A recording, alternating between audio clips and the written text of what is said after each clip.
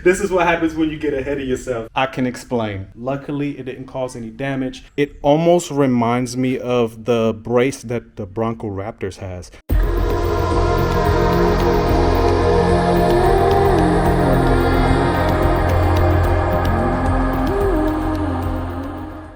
What it is, what's happening YouTube? It's your boy Srtfied, and I'm back with another banger for you guys. Y'all already know what's up. If you're not a subscriber to this channel yet, what I always tell you guys, go and smash that subscribe button. You know why? Because it don't cost me nothing. Don't cost you nothing. Just click that red button for me. And if this is your first time on this channel, welcome to Srtfied Official. So I know it's been quite a while since I posted a video for you guys, but with some personal things going on in my life, from school to work, you name it, you know, grown folk stuff, I had to let this YouTube thing take a back seat. But in order to not lose you guys, which I appreciate everybody that's been a support on this channel and has continued to support this channel even in times when I haven't shot a video. So I thoroughly appreciate you guys. But in times where I'm able to shoot, I'm going to do so, and I'm going to continue to give you guys some content. So that being said, that segues right into what we got going on today. So let's get into it. So for any Bronco owner that eventually plans to or already has upgraded their wheels and tires, one of the must-do mods for your Bronco is to add some kind of reinforcement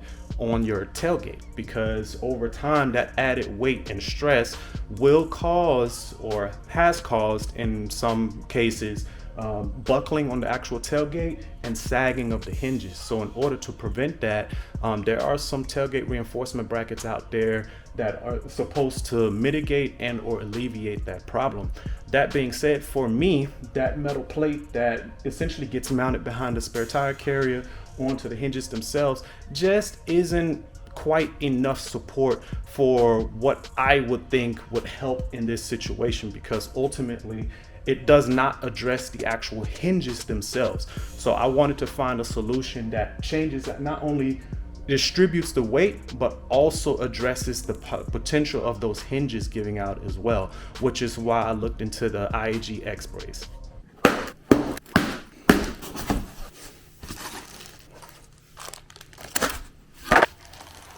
So right off bat, just unboxing this thing, I can tell that this is a quality product. There's your hinges right here. One of the big things that I like about this is the fact that it prevents your tailgate from opening all the way up. Any Bronco owner knows that when you open that tailgate, they can swing open really wide. So this has stoppers on here to prevent it from actually opening past 90 degrees. But just how robust this is, I just want to show you guys how much this thing weighs. Let's get this scale on, and let's see how much this thing actually weighs. 24 pounds. 24 pounds. So this thing is definitely a quality product. I mean, look at this thing. I like the finish on it. Yeah, that powder coating work on this thing is awesome. You also have all your mounting hardware. You have some Loctite in here for the actual mounting screws for the hinges, the hinge bolts. And then you also have some padding right here that goes, as you'll see later on in the video, it'll get installed behind the actual bracket itself. And then you have your spacers in here as well, because the actual spare tire carrier will need to have spacers and some added tire supports. I can't remember the name of this right now, so excuse me on that, but those are your little bump stops for your tires on the bottom.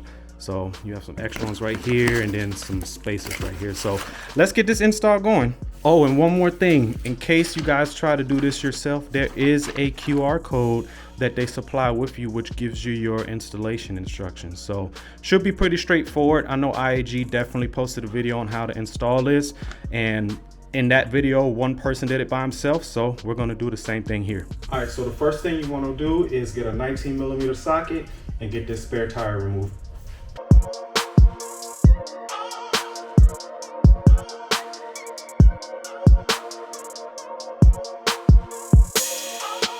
Next, you want to open your tailgate and remove this panel right here. I use a panel trim removal tool, a flat one. There are going to be 3 clips in this area right here that you want to pop out and then slide out this way.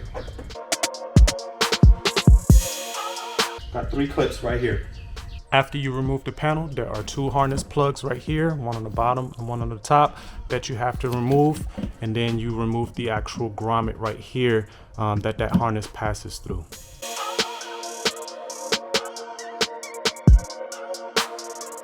In order to push this out, there are literally some push pins right here on the top and the bottom. You literally just squeeze and boom, it pops right out. And you feed this wire through. And that's it for this area. Now that we have the harness out of the way, now we're able to remove the spare tire carrier with the 8 13mm bolts.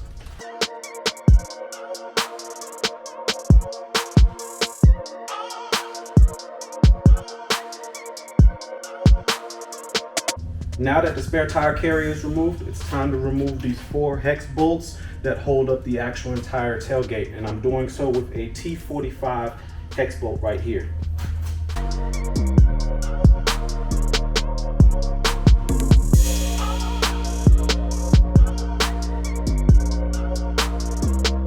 I recommend starting with the bottom ones first, because once you tackle the top ones, even if you do it vice versa, but once you get to the last ones, be ready to kind of hold it up because it will drop on you.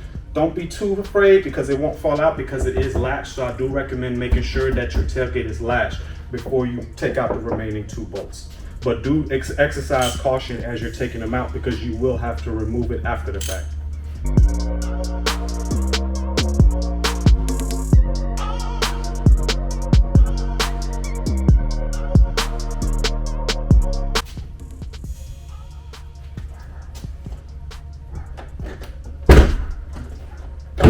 It was at this moment that he knew. He fucked up.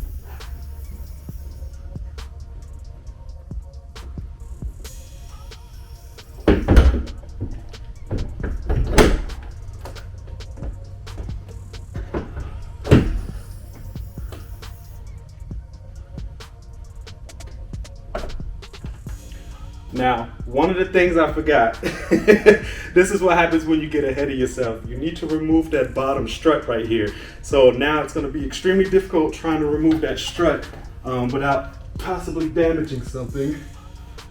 Yeah.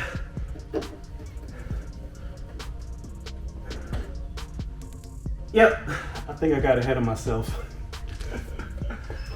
Oh man.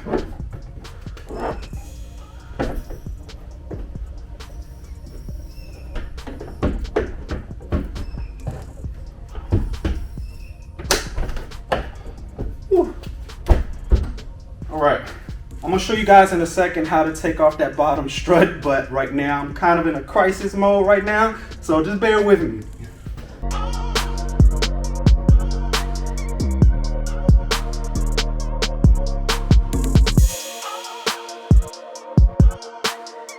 So, I can explain. I can explain.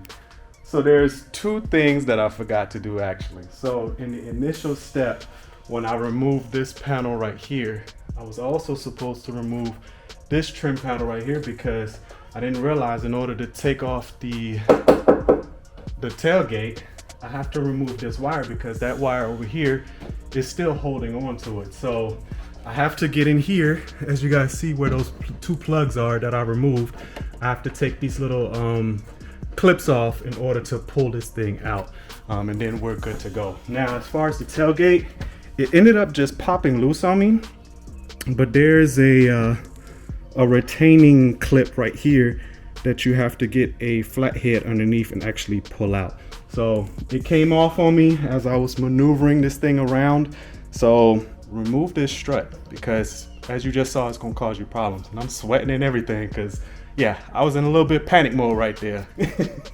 2 hours later. All right, so change of plan. I'm not going to take this off. I have enough slack right here. It is sitting on a blanket right here to where it doesn't get scratched.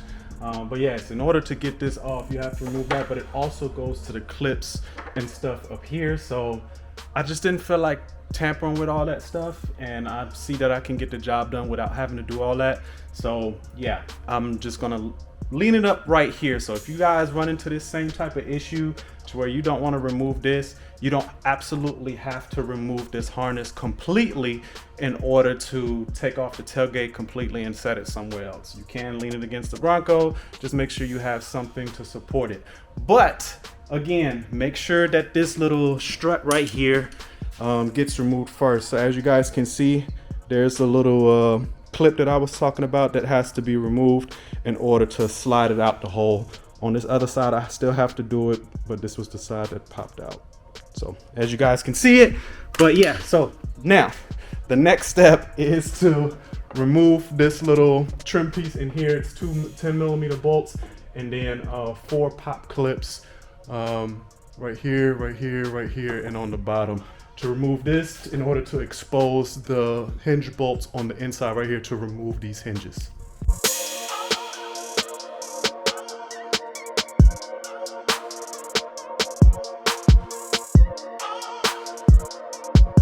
So all you need to do now is remove these 4 hinge bolts right here, which removes your hinges altogether with a 13mm socket.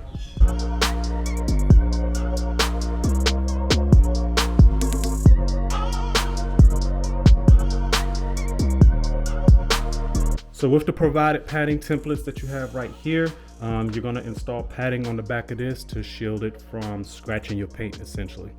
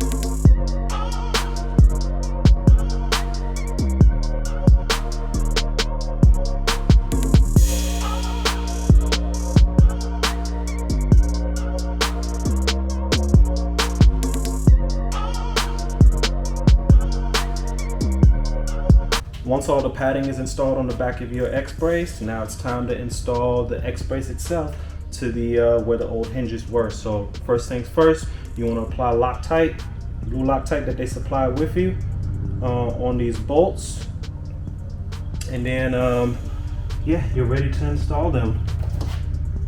These bolts are 6mm Allen head bolts. I don't know why they didn't make them hex head or actual bolts, but they supplied the bolts with it. I'm not sure why you can't reuse the factory bolts that you took out of the original hinges. I'm just gonna use what the instructions say, which I should have read from the beginning because I probably wouldn't have ran into this issue from the get-go because I tried to go off of memory and what I've seen on the video. But if you watch their video, it just tells you to remove the harness and it does not tell you that, you know, yeah, the stuff that I ran into, things happen, man. Don't let your ego get so ahead of you thinking that you know what you're doing. Take it one step at a time.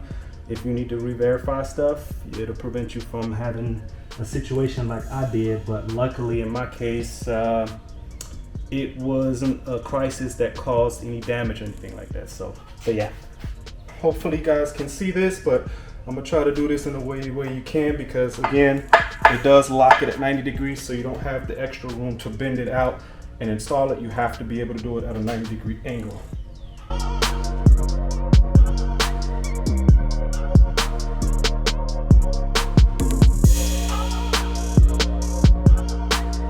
So my camera battery died right in the middle as I was installing this, but the hinge bolts are in. I did not completely torque these down. They're torqued down good and snug for now, because you will see in a few, once we actually get the tailgate on, in order to verify the alignment, I may have to do some adjustments. So they will be finally torqued down towards the end. So right now, we can finally get this tailgate back installed. We're gonna actually mount it back on the back and latch it in, and then we're gonna swivel this thing in front of it and install the front bolts.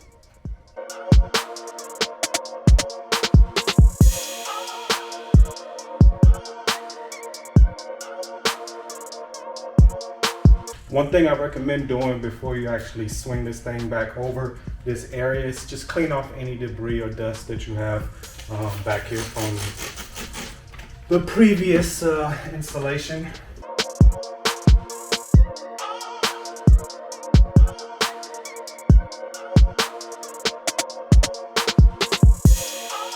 All right, so once you swing this hinge back over, use the what is it?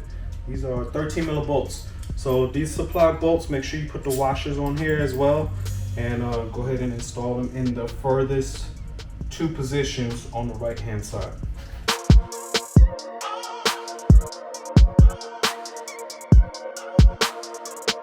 Same with the inner hinge bolts. Make sure you don't over torque these just yet. Well, not over torque them, but make sure you don't torque them just yet, because you're going to have to adjust the alignment left and right, because as you can see, I don't know if you can see from this angle, there's quite a bit of a gap over here, so we're going to have to adjust that.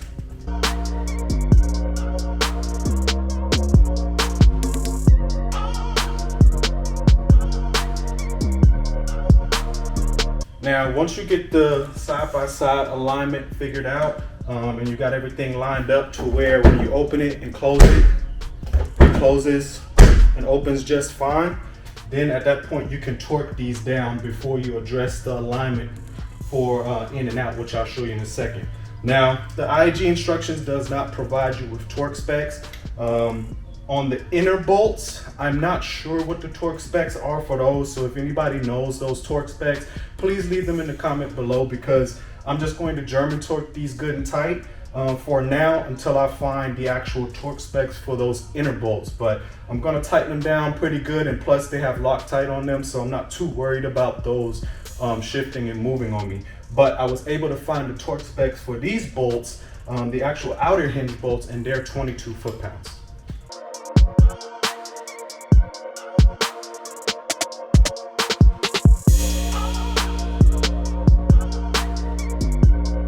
All right, so as you guys can see, the alignment on the top is just off by a hair. So this has to come out a little bit in order to be flush with this. The bottom seems all right, but we're going to make some slight adjustments to bring that out. But the rest of the actual alignment itself is actually decently spot on. Now, as you can see, once I address the alignment, this seems to be a little more on this side than that side. But I literally shifted it as far right as I could with that hinge on, and that's the most I can get. But as far as it opening and closing, it opens and closes just fine with no binding or anything. So my OCD is gonna have a little problem with that, but it's not so bad to where it's gonna cause a problem.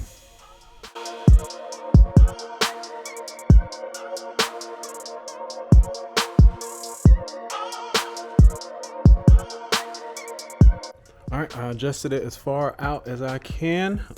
That's pretty much almost, well, yeah, it's spot on.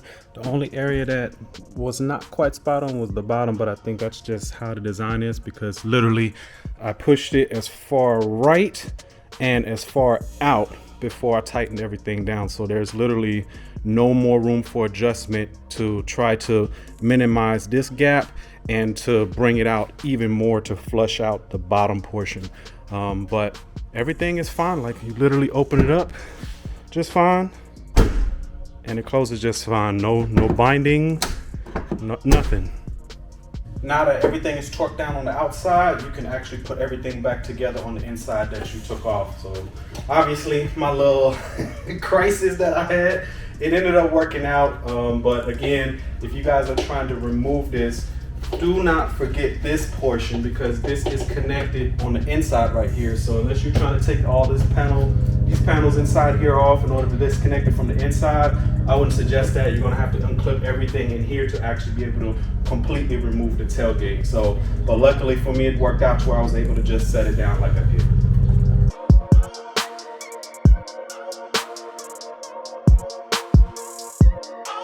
In order to take this panel off, I know I didn't show this, but there are 4 clips right here on the bottom.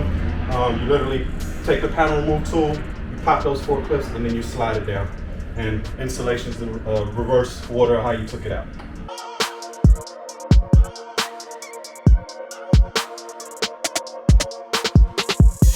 I do not recommend putting this panel on just yet, because we still have the spare tire carrier to put back on and route the wiring through here. So leave this panel off for now.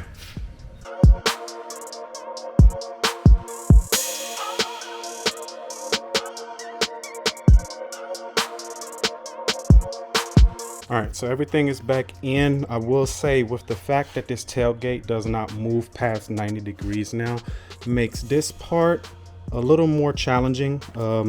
As you saw me in the video, I was struggling trying to figure out how to line this thing back up.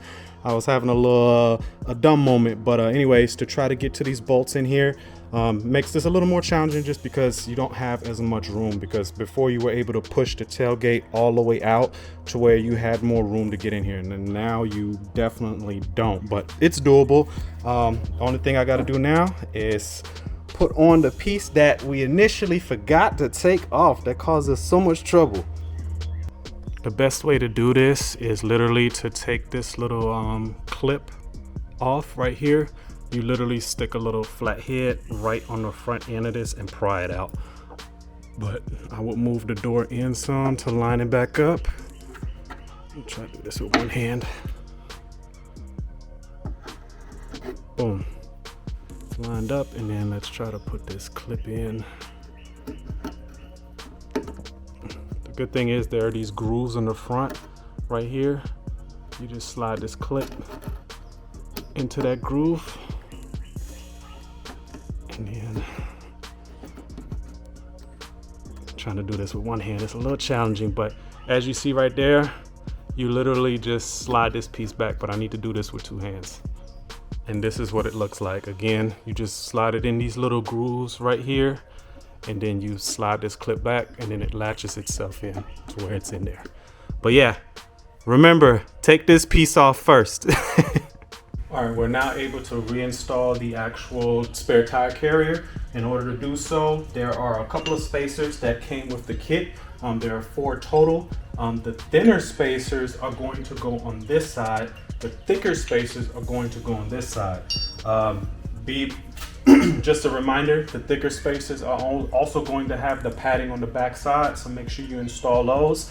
And the smaller of the 2 is going to go up top with the curved edge on the bottom. And this one's going to be on the bottom with the I would say curved edge right here, going to go towards the inner side. All right, so it's going to be a little tricky to install this, because the spacers do have to go in first, and then the bolt is going to go through the actual spare tire mount.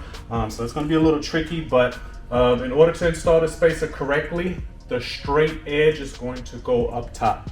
And it kind of helps because the spare tire carrier does have a guide pin, so you can easily just rest this on there like such, and then install it.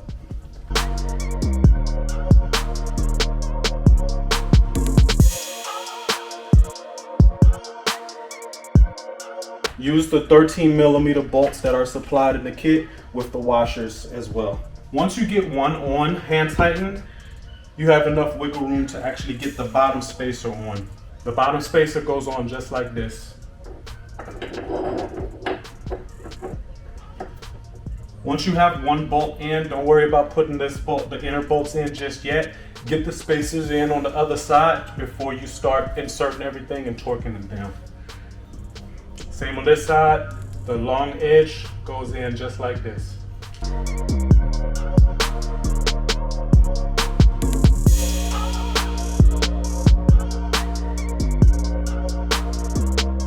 I'd recommend go ahead and wrap the wire through this little hole right now, so it's not just dangling and potentially scratching your tailgate.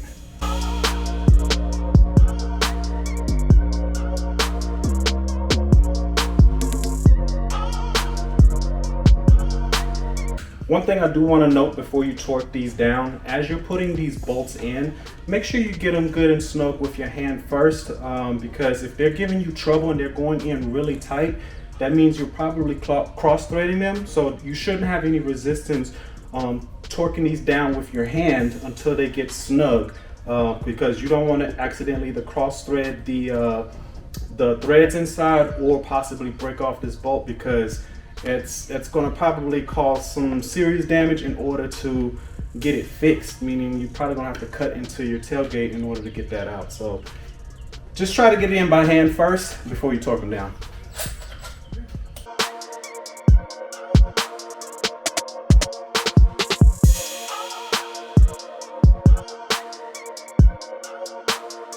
Last step before we actually finish up the wire harness is to install your little bump stop. If I'm not calling these things right, I'm sorry, but y'all know what I mean by these things. There's some grommets that go in this, essentially spacers, because you are pushing this out a little bit. These are spacers that you just slide in.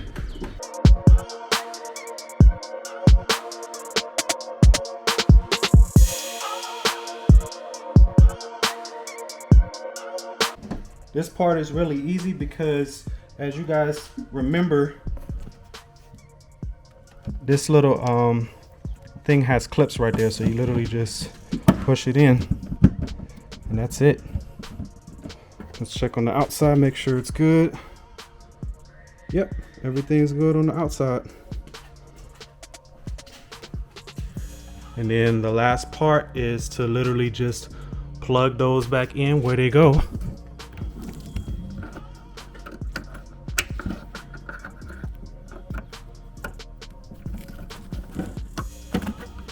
Make sure it's actually clicked in.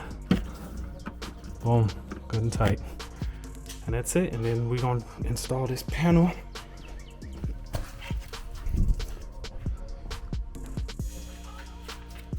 Make sure you put this side in first. And then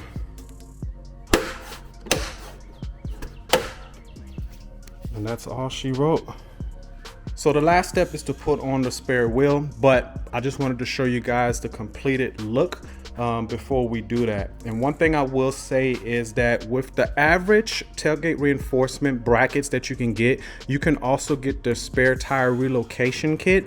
I know Rough Country offers that, I believe. Don't quote me on that, but anyways, there's a spare tire relocation kit to where if you get those 37s, you're going to have to push this up a little bit because the 37s will have a problem more than likely rubbing in this area. However, with this kit, because it replaces everything, the hinges, it just gives you a full support. It does the same thing that the reinforcement bracket does by distributing the weight evenly across the hinge areas, but it also gives you the hinge itself to where you don't have to worry about that failing in the long run or sagging in the long run. But one of the things I will say as well, because of the spacers that are installed, it pushes this out about, I'm gonna say this is about an inch and a half, maybe. It pushes that out to where even if you're running 37s, you don't have to run, unless you're going bigger than that, 38s or 40s, then yeah, you may want to get the relocation bracket or find some kind of way to where you can either lift this up, but I feel like at that time you're probably going to go with aftermarket bumpers because those actually going to give you the clearance. But for those that are keeping the factory rear bumper, if you're going with a bigger wheel and tire, this little added inch right here is going to give you that clearance to where if you're running 37s, because from the factory, without that space, your tire is actually pretty far in here. So just that added space right there is going to give you that extra clearance to run 37s. And I'll show you guys that as soon as we install this spare tire.